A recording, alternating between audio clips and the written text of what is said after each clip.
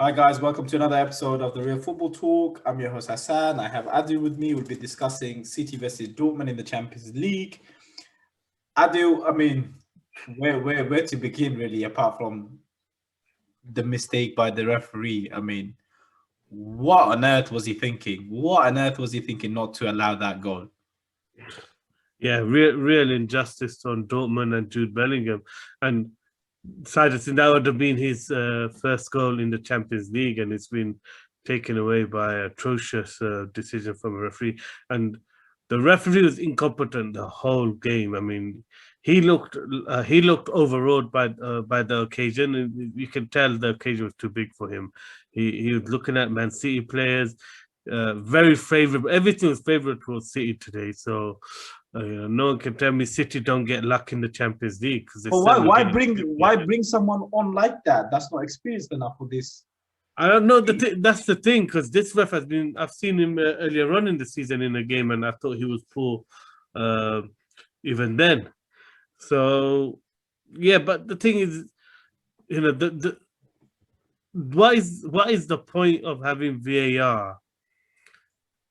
And then and the referee isn't going to even give those opportunities. Like, where's the fairness in VAR? Because when a referee doesn't see something, it's VAR is forensically looking at it to make a decision. And when the referee sees something wrong and he blows it, suddenly you can't go back. But in that incident, when the referee blowed the whistle, nothing in the game is getting changed. It's an open goal. That ball is going in. I just see. This is the argument everyone was making, that the referee blew the whistle too early, etc. But Bellingham still put it in. So it's not like Ruben Diaz or someone's going to come and out of nowhere going to clear it. There's no one near it to affect it anyways. Yeah. So even if I find if that's the case, then why did the VAR get involved and at least give Dortmund a foul? Because at the end of the day, I don't think they're allowed to make the calls like that though. That's the problem. At least they should advise the ref to take away the yellow card that he gave. Yeah, again, then it's only for red card. So that's the problem. They're not allowed to get involved. But that's my point. That's my point. Then what part of the game is VAR there to improve? I mean, this is the thing. This is a clear injustice. This is where something should have happened. Where even though the referee blew the whistle, the VAR should have intervened. And let's make no mistake about it. That changes the tie significantly. 2-2. That changes the tie significantly. The dynamics of the whole game. It was a pretty even match. I thought. Second half, City was strong, but at the first half, Dortmund were the better team. They played with more skill, more bravery. They were very attacking. They're in everything. I mean, in their pressing, in their off the ball work, in their attacking, the way they attacked with the numbers, the way they pressed with the numbers they did. They were very adventurous, and City struggled to contain Dortmund the whole game. It wasn't like one of the dominant performances of City. I mean, yeah, they slightly controlled possession and dominated slightly more in the second half. But first half, Dortmund was the better team. They looked more threatening. They created chances. And definitely, I mean, that being robbed of that goal, was very unfair on Dortmund. I think even the penalty decision, they gave a penalty decision like, I think Rodri's head got hit or something. There was no contact. There's nowhere near. If anything, there might have been very minimal contact on the knee, but there was nothing near the head. And, the decision looked bizarre at the time. And, you have to credit Borussia Dortmund to continue to play the way they did with such an incompetent referee who was favoring City. I mean, it takes a lot out of you. Like we play where the referee completely goes against you. It frustrates you. It takes you off your game. So I mean, for Borussia Dortmund to continue and then obviously later on come back to make it 1-1, fair credit to them. Yeah, great goal as well. Great goal, and that goal epitomized the attacking approach of Dortmund. That they really took the game to City, and City struggled with that. And much like the United game against City, City didn't know how to adjust to a team that leaves so many and is committing so many players forward. Is it so? Is it due to the fact that they're always so much under control and they always have higher number of people kind of defending against fewer people? That's what makes it. But what is it? If they quite a lot of times they left it 3-4-3, 4 against 3, so they're not overprotecting their defense. Dortmund, so they were playing high risk, but you can play high risk when you don't play with a number 9, and that's the biggest thing. I think because Bernardo Silva was playing the false 9, what happens is he's in midfield a lot of the time anyway. So then what happens is, even though it's 4 against 3, there's no one moving the 2 central defenders.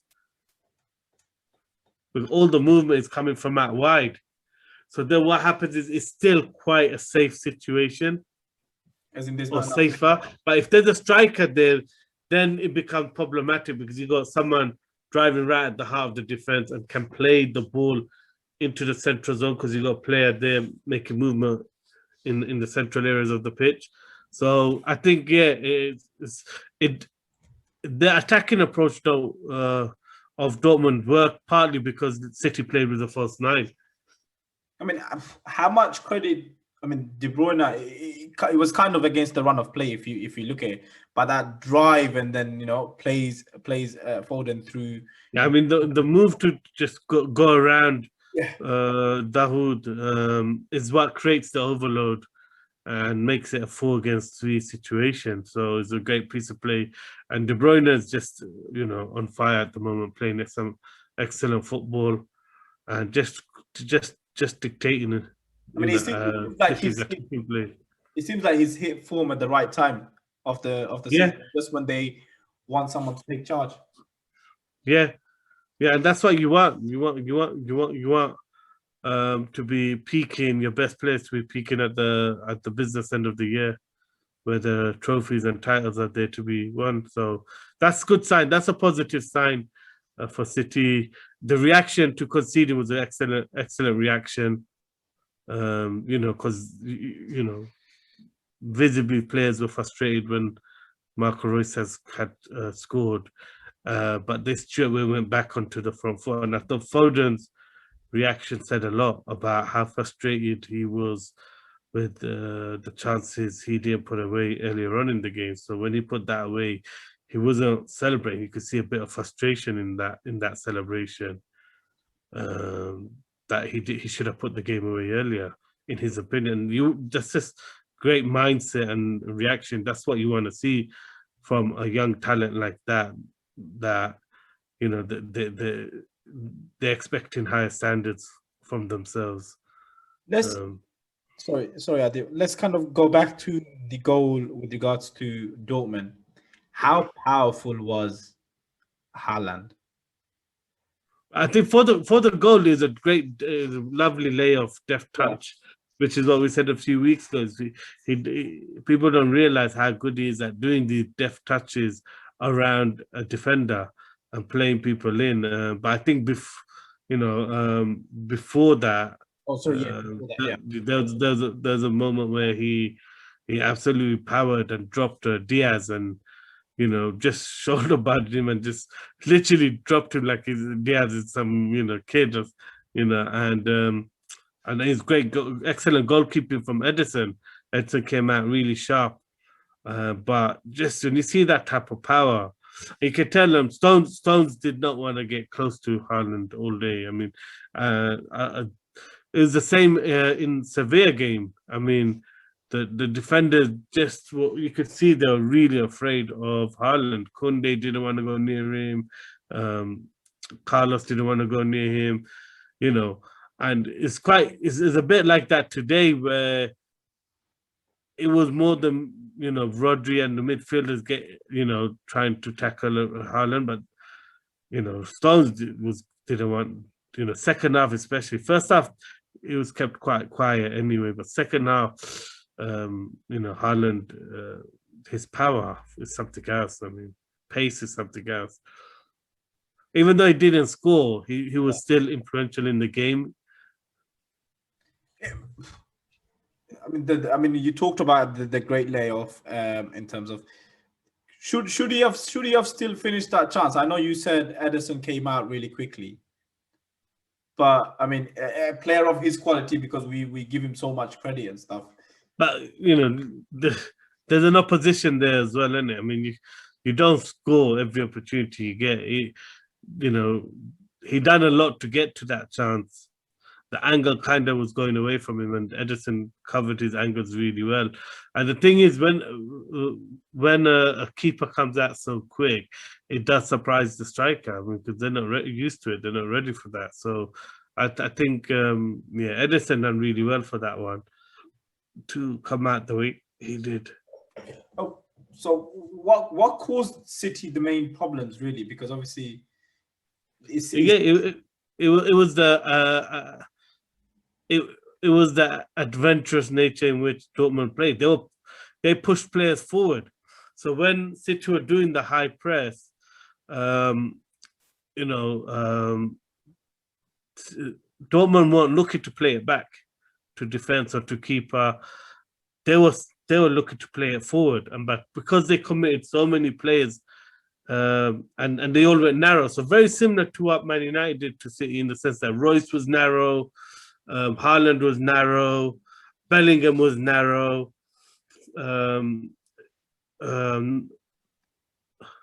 was narrow. The only one was the other winger. He was kind of the only one who kind of stayed out wide. Nauf, is it? Or I can't remember his name, but yeah, I mean, and so what happened was Emre Can was able to get those forward passes going, and when he needed to go square, players like Mori and the left back,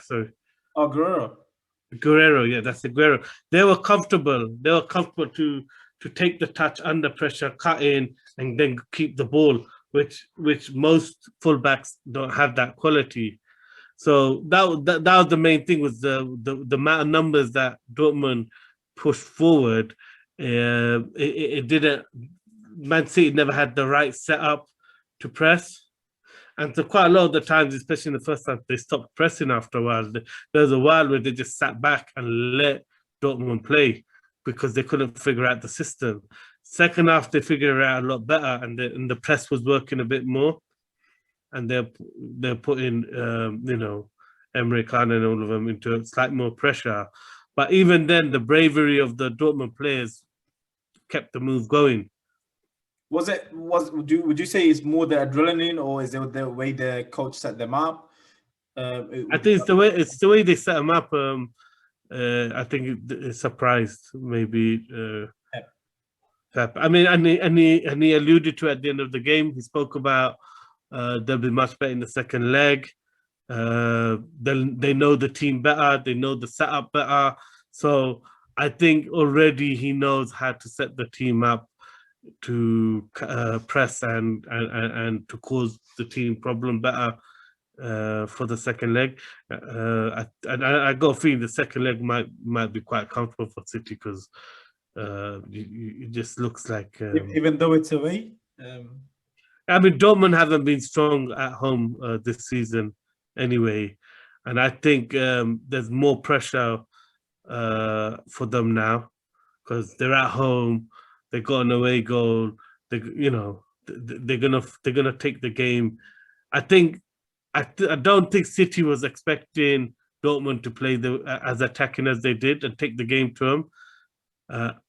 But second leg, they are. Now what they're gonna do. They're gonna play attacking, adventurous. City looked better when they had Gabriel Jesus, when they brought him on. So that just shows, I think getting a striker on the pitch will make a difference.